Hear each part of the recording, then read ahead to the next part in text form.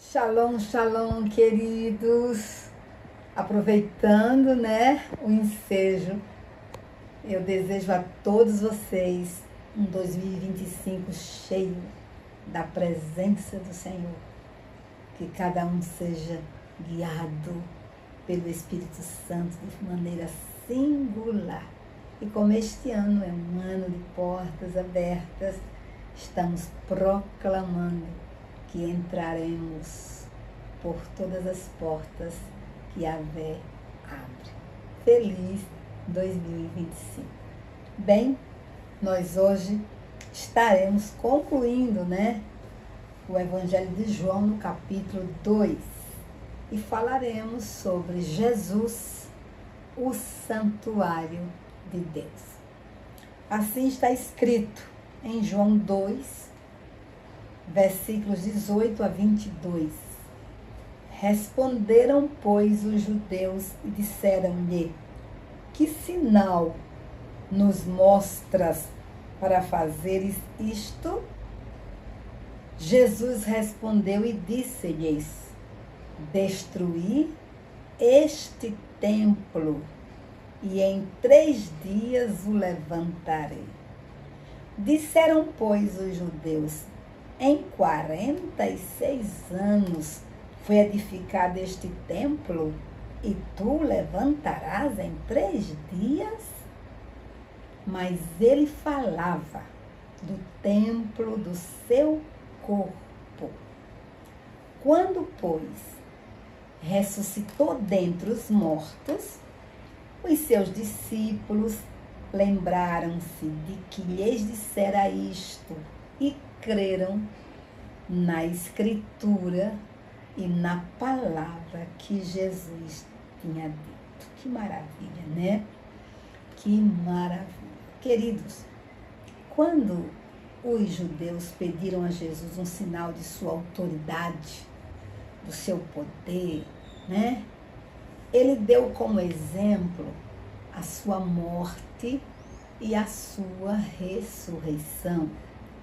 A morte e a ressurreição de Jesus são os argumentos mais eloquentes e decisivos em favor de sua pessoa divina e de sua missão redentora. Não esqueçamos, Jesus veio para morrer. Jesus veio buscar e salvar os que se haviam perdido. A promessa de Deus, o Todo-Poderoso, em Gênesis 3,15, era de que Jesus seria ferido no calcanhar. Mas com o calcanhar ferido, ele esmagaria a cabeça de Satanás. E todos os símbolos do Antigo Testamento, no sistema levítico, mostravam o sacrifício do cordeiro, né? O sacrifício do cordeiro. E Jesus é o Cordeiro de Deus. Ele veio para morrer. A sua morte e a sua ressurreição seriam a prova maior, irrefutável, de que ele era Deus, o Redentor, o Salvador. Então, escute bem, Jesus é o templo de Deus. E ele veio para substituir o templo que os judeus tanto amavam, o templo de Jerusalém, né? Então, a morte de Jesus varreu dos altares o quê? Os animais do sacrifício. Porque quando Jesus morreu na cruz do Calvário, a Bíblia diz que o véu do templo se rasgou de alto a baixo. A morte de Jesus trouxe encerramento a velha aliança. Trouxe encerramento de todo o sistema levítico, de todos os rituais que eram realizados no Antigo Testamento. A morte de Jesus e a sua ressurreição cessaram todos os sacrifícios cerimoniais. Por isso que o autor aos Hebreus fala de que tudo se tornou sombra e Jesus é a realidade. Ele veio para oferecer um único e irrepetível sacrifício. O sacrifício de Jesus foi perfeito. O sacrifício de Jesus foi único.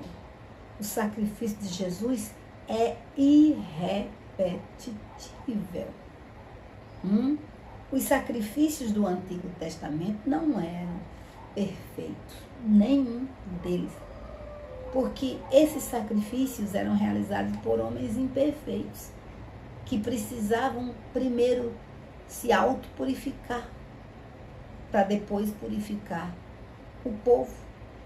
Primeiro eles faziam sacrifícios por eles mesmos e depois pelo povo, porque não havia perfeição nos sacrifícios do Antigo Testamento. Mas o sacrifício de Jesus foi perfeito, porque Jesus era o sacerdote perfeito, o sumo sacerdote perfeito. Ele nunca pecou. Ele é a perfeição de Deus em manifestação. E também ele era o Cordeiro perfeito. O Cordeiro próprio para o sacrifício. Então, tanto como sacerdote, ele era perfeito diante de Deus, como oferta, foi uma oferta perfeita. Só o sacrifício de Jesus é que nos possibilita perdão de pecados, redenção e vida eterna. Então, Jesus morreu pelos nossos pecados e ressuscitou para a nossa justificação. Tá? Então, com a morte de Jesus, a verdadeira adoração não tem mais a ver com a geografia do templo. Tem a ver com o nosso interior, com a integridade do nosso coração. Jesus disse para a mulher samaritana, né, que a hora vem, já chegou, em que os adoradores adorarão ao Pai em espírito e em verdade.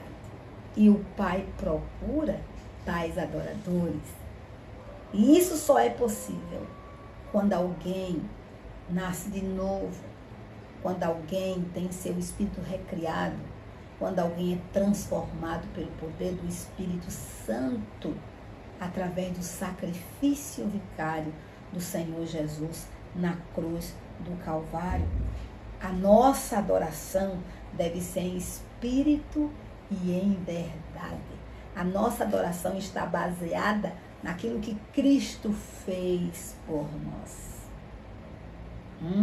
É por isso que adoramos a Deus, porque estamos em Cristo. Estamos mergulhados em Jesus. O sangue de Jesus nos purificou de todo pecado, nos transformou, nos resgatou, nos justificou, nos tornou templos do Espírito Santo. Então veja lá, com a vinda de Jesus, tá? Com a vinda de Cristo, a sua morte, a sua ressurreição, toda essa adoração arranjada pelos homens perderia o seu sentido. Perderia o seu sentido. Por quê? Porque a verdadeira adoração é realizada no espírito do homem recriado. A adoração não depende mais da geografia, se está em Jerusalém ou no Brasil. A adoração acontece dentro do nosso espírito, recriado pelo Espírito Santo de Deus. Então Jesus, ele veio para inaugurar uma nova era, a era da graça. Ele veio para nos possibilitar viver em comunhão com Deus. Ele abriu um novo e vivo caminho que foi consagrado através do seu próprio sangue. Hoje temos acesso a Deus. Hoje podemos adorar a Deus. Jesus é o único mediador entre Deus e os homens. A adoração não é feita através de intermediários, de mediadores ou mediadoras. A adoração é feita no nosso espírito, pela mediação de Jesus Cristo, o Filho de Deus. Então, Jesus é o novo templo, onde pessoas do mundo inteiro podem vir e adorar a Deus vivo em espírito e verdade. Olha que coisa linda, né? Jesus é o novo templo. É nele, por meio dele, através dele, que adoramos a Deus e a fé em espírito e em verdade. Não importa a geografia, se estamos no templo que é Jesus, se pertencemos a Jesus, se estamos escondidos em Jesus, se Jesus é o nosso Salvador, o nosso Redentor, o nosso Senhor, se já nascemos de novo através do templo que é Jesus, nós podemos oferecer uma adoração ao nosso Deus Yahvé em espírito e em verdade. Que maravilha, glória a Deus. Olha o que diz o Carson, tá? Esse teólogo, ele afirma o seguinte: é o corpo humano de Jesus que unicamente manifesta o Pai e torna-se o ponto focal da manifestação de Deus ao homem, a habitação viva de Deus sobre a terra, o cumprimento de tudo o que o templo significava e o centro de toda a verdadeira adoração, contra todas as outras reivindicações do lugar santo. Nesse templo, o sacrifício definitivo aconteceria após 3 dias de sua morte e sepultamento. Jesus Cristo, o verdadeiro templo, levantar-se-ia dos mortos. Que maravilha! Jesus é o templo de Deus. E eu estou escondida nele. Você está escondido nele. Ele se deixou ser destruído, quebrado na cruz como templo de Deus, para que você e eu pudéssemos ser tornados templos do Espírito Santo. Olha que coisa linda, que coisa maravilhosa que aconteceu na cruz. O templo de Deus foi destruído. Mas com a destruição do templo de Deus, que é Jesus, ele foi destruído, mas ao terceiro dia ele ressuscitou. Aí ele pôde tornar você, meu irmão, tornar a mim e tornar a todos os salvos templo do Espírito Santo. Ele colocou o santíssimo lugar dele, o santíssimo lugar do templo, né? Ele colocou dentro de nós. O Espírito Santo está dentro de nós.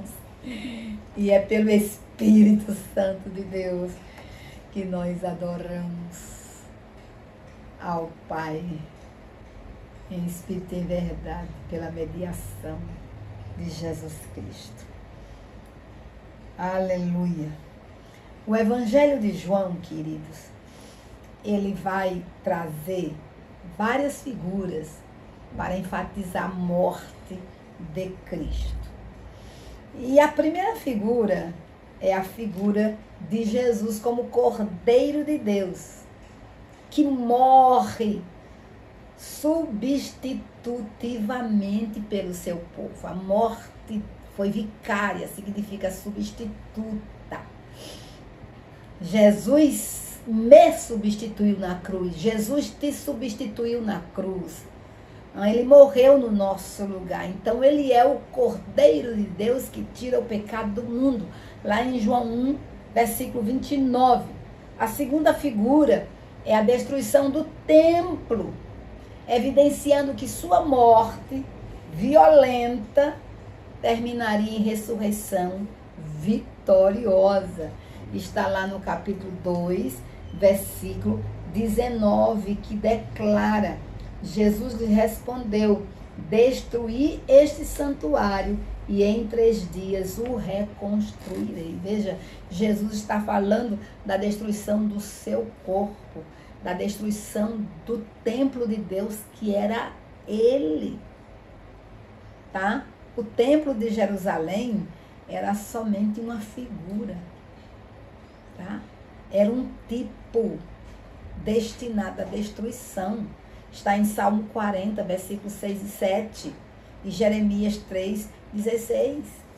Então, veja que o templo de Jerusalém era uma figura da pessoa bendita de Jesus, que seria destruído na cruz do Calvário, mas ao 3º dia ele ressuscitaria. E a terceira figura é a serpente de bronze, erguida por Moisés no deserto, mostrando o Salvador feito pecado por nós. A Bíblia diz que ele se fez pecado em nosso lugar.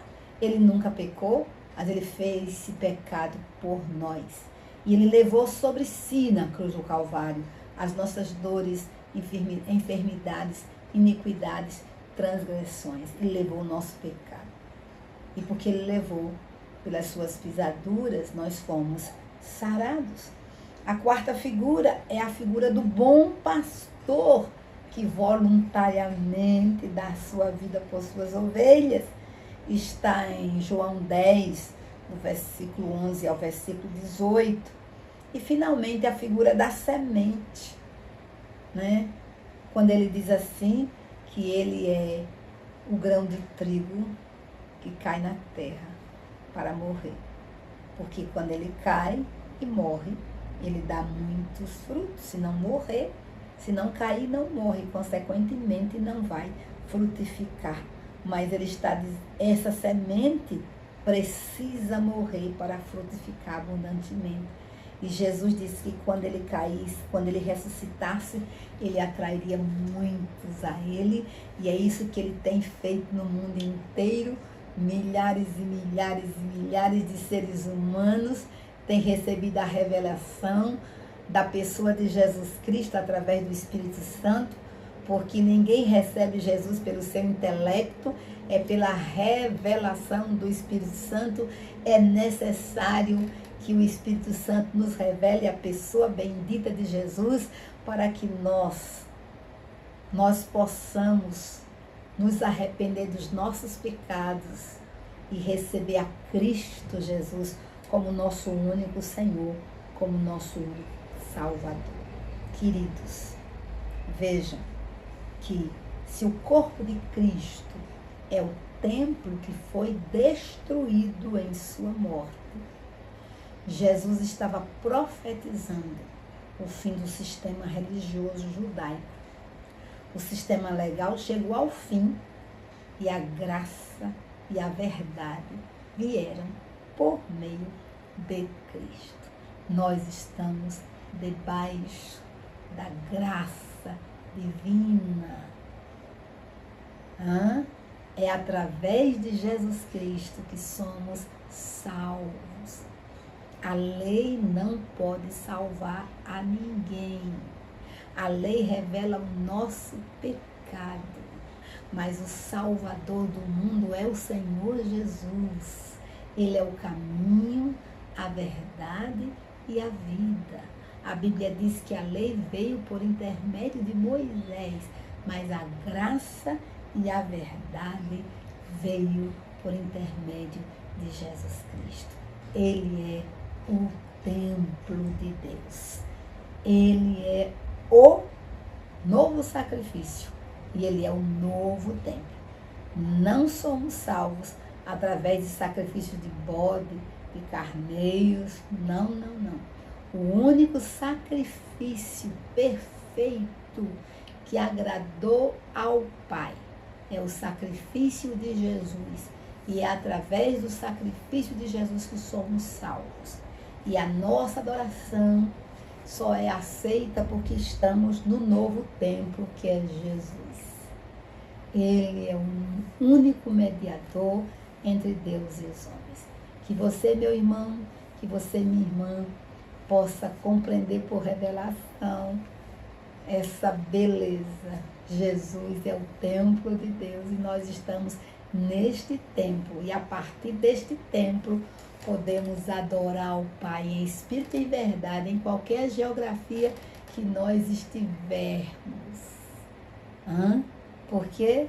Porque quando Jesus morreu na cruz, ele se quebrou como templo e tornou você o templo do seu Espírito. Que maravilha! Que Deus abra o nosso entendimento e que nós possamos servir ao nosso Deus com integridade, com verdade, com amor, amar cada vez mais a Jesus e ser grato a Ele por este grande sacrifício que Ele operou na cruz do Calvário para nos dar uma eterna redenção. Eu concluo dizendo que o apóstolo Paulo afirmou pelo Espírito a todos nós, lá na sua carta, a primeira carta aos Coríntios, quando ele diz: não sabeis que o vosso corpo é templo do Espírito Santo? Então, o seu corpo, meu irmão, é templo do Espírito Santo. E Jesus comprou para Deus com seu próprio sangue. Comprou o seu espírito, comprou a sua alma e comprou o seu corpo, para que você glorifique ao Senhor, tá? Glorifique ao Senhor, que o seu corpo aqui na terra seja instrumento da glorificação do nosso Deus. Sabe por quê? Porque o convite do Espírito em Romanos 12 é que você coloque o seu corpo no altar de Deus como sacrifício vivo, santo e agradável a Deus, que é o vosso culto racional. Jesus entregou o seu próprio corpo. Você é chamado a colocar o seu corpo no altar como oferta de holocausto, para ser queimada totalmente no altar de Deus. E você não deve se conformar com este mundo, mas transformar este mundo pela renovação do vosso entendimento. Aqui um instrumento de renovação, a palavra de Deus. Renovar sua mente pela palavra de Deus, a fim de que você experimente qual seja a boa, agradável e perfeita vontade de Deus. Portanto, meus amados, nós somos santuário de Deus e devemos viver neste planeta Terra para a sua glorificação e para o seu louvor. Deus nos abençoe.